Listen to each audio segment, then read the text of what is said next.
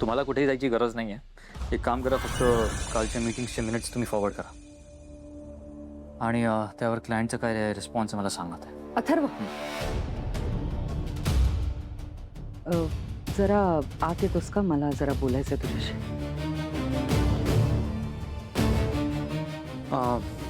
मी ठेवतो. काही अर्जंट असेल तर मला कॉल करा. ये.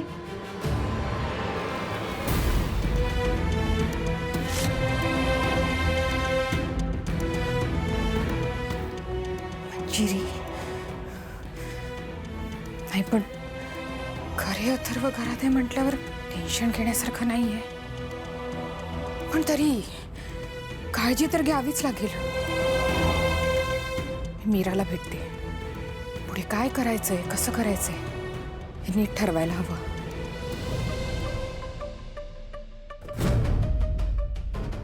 काय झालं आई? कशाबद्दल बोलायचं होतं?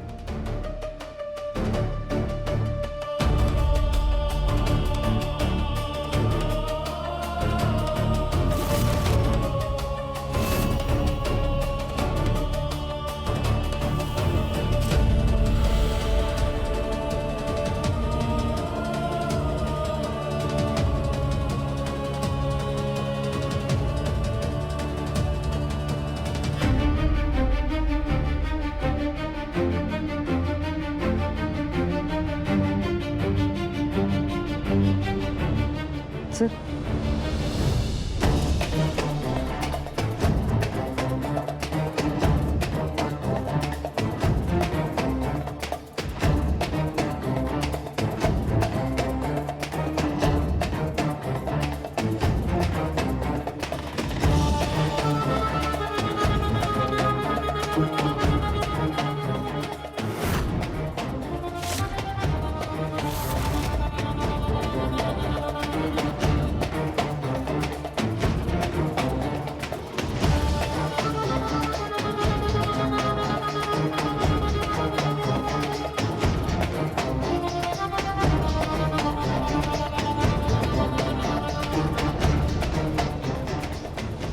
आज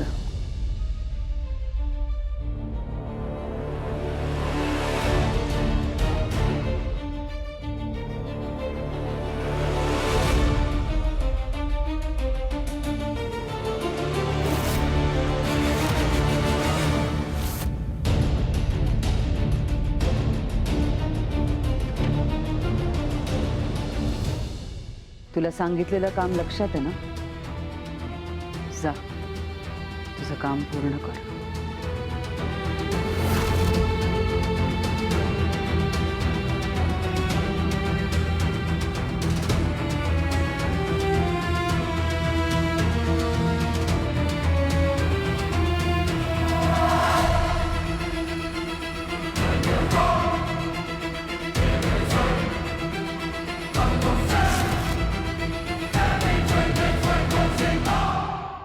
ताई, आता आपल्याला पुढचं पाऊल टाकताना खूप सावध राहावं लागणार आहे.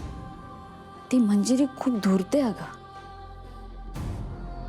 तिने यावेळेस काहीतरी वेगळा विचार केला असणार.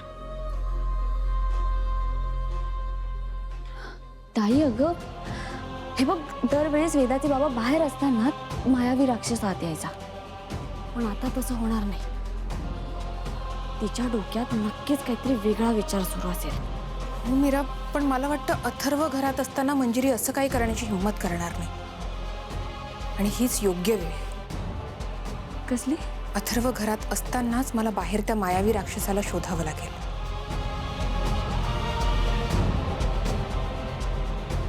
आजची मीटिंग कॅन्सल कर. मला महत्वाचं काम आहे. हो, बोलूयात आपण. ठेवतो मी. मीरा, अथर्व इकडे आलेत याच्या मागे मंजिरीचं नक्कीच काहीतरी डाव आहे. तिने अथर्वांना काहीतरी सांगितलंय. तू बोलून बघ त्यांच्याशी.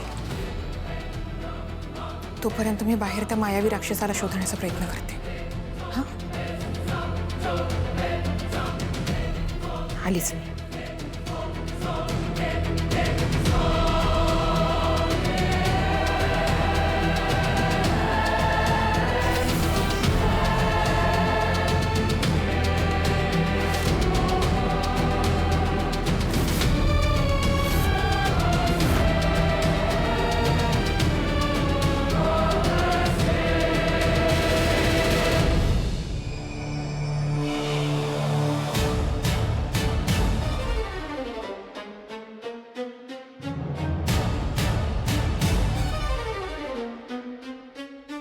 जरा आत येतोस का? मला जरा बोलायचं तुझ्याशी.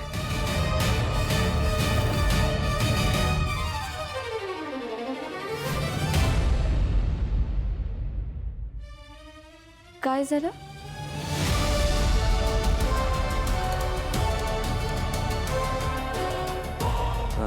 काही नाही, ते हात दुखतोय माझा.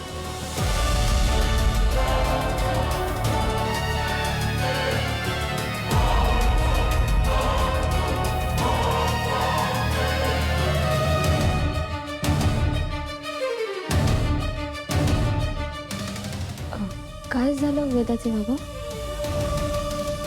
सांगितलं ना, काहीच नाही. मी ठीक आहे.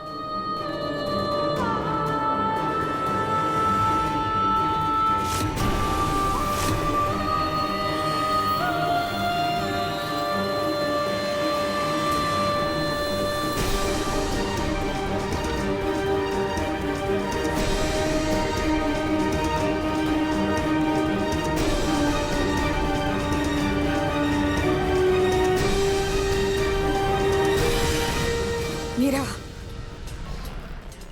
हाच तो मायावी राक्षस आहे.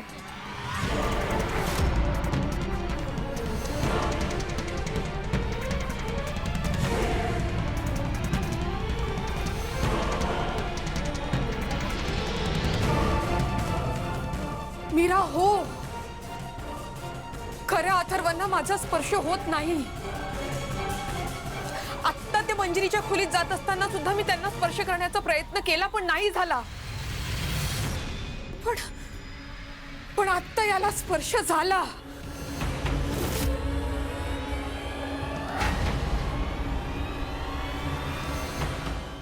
ते मी एक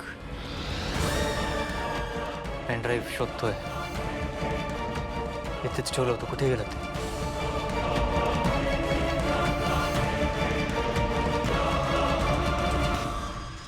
मीरा, म्हणजे हाच तो मायावी राक्षस आहे. मीरा, आणि हा इथे आहे म्हणजे खऱ्या अथर्वांना मंजिरीने तिच्या खोलीत ठेवलंय.